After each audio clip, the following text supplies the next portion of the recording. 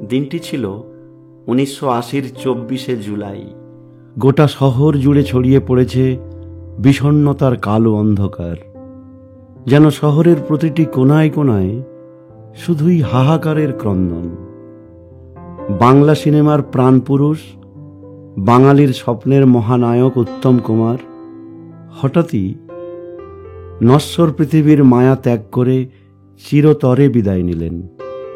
উত্তম কুমারের মরদেহ যখন গিরিশ মুখার্জি রোডের বাড়িতে আনা হলো, কান্নায় ভেঙে পড়েছিল গোটা পরিবার। শহরের রাজপথ ভরে গিয়েছিল অগণিত ভক্তের ভিড়ে। শুধু একবার তাদের স্বপ্নের মহানায়ককে শেষবারের মতো দেখার জন্য। একে একে এলো টালিগঞ্জের সকল অভিনেতা অভিনেত্রীরা। মহানায়িকা সুচিত্রা সেন নামলেন গাড়ি থেকে, হাতে একটা রজনীগন্ধার মালা। বিষণ্ণতার ছাপ স্পষ্ট বোঝা যাচ্ছে মিসেস সেনের চোখে মুখে। ততদিনে সুচিত্রা দেবী নিজেকে অন্তরালে প্রায় গুটিয়েই নিয়েছিলেন।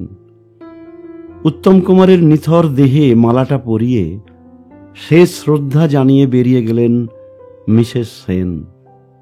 এর কিছুদিন পর এক সাংবাদিক গিয়েছিলেন মহানায়িকা সুচিত্রা সেনের বাড়ি, মহানায়িকার একটা ইন্টারভিউ নেয়ার জন্য। মিসেস সেন প্রথমে কিছুতেই রাজি হননি। বললেন, আজ আমি কারোর সঙ্গে দেখা করছি না, এমনকি ফোনেও কথা বলবো না। কিন্তু সাংবাদিকের কাতর অনুরোধ শেষ পর্যন্ত ফেলতে পারলেন না সুচিত্রা দেবী।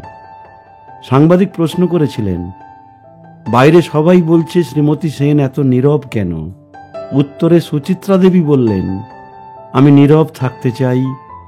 আমার নীরবতার মধ্যে দিয়ে আপনারা যা কিছু বোঝার বুঝে নিন। সাংবাদিক প্রশ্ন করলেন, কিছু বলুন। এরপর কেমন যেন উদাস হয়ে গেলেন মহানায়িকা।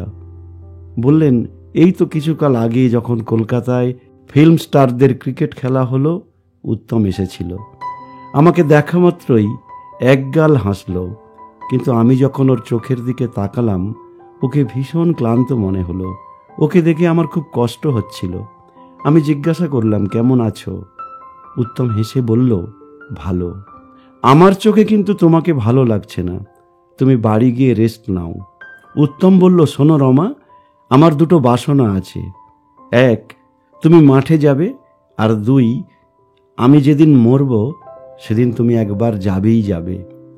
আমি বললাম, মাঠে আমি কিছুতেই যাব না। আগেই বলে দিলাম যাতে তুমি কারোর কাছে ছোট না হও। বলতে বলতে নীরব হয়ে গেলেন মিসেস সেন। এরপর আবারও বললেন, শনিবার টিভিতে আলো আমার আলো দেখছিলাম। ছবি দেখার পর ওকে ফোন করলাম। দুজনে পরস্পরের উচ্ছ্বসিত প্রশংসা করলাম। তারপর আমি জিজ্ঞাসা করলাম, হাউ আর ইউ? ও বলল, ফাইন। ঠাট্টা করে বললাম, আমি ছাড়া তুমি ফাইন থাকো কি করে? কথাটা শুনে হেসে ফেলল উত্তম। পরে বললাম, আমি এবার একটা কথা বলি, যেদিন আমি থাকবো না সেদিন তুমি এসে আমার মাথায় হাত বুলিয়ে দিও। উত্তম আবার হেসে উঠল। আমি হেরে গেলাম। হয়তো এটাই ভবিতব্য।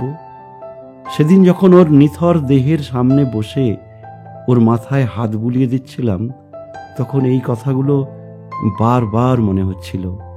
কথাটি বলার সাথে সাথে মিসেস সেনের চোখ অশ্রুতে ভরে গিয়েছিল।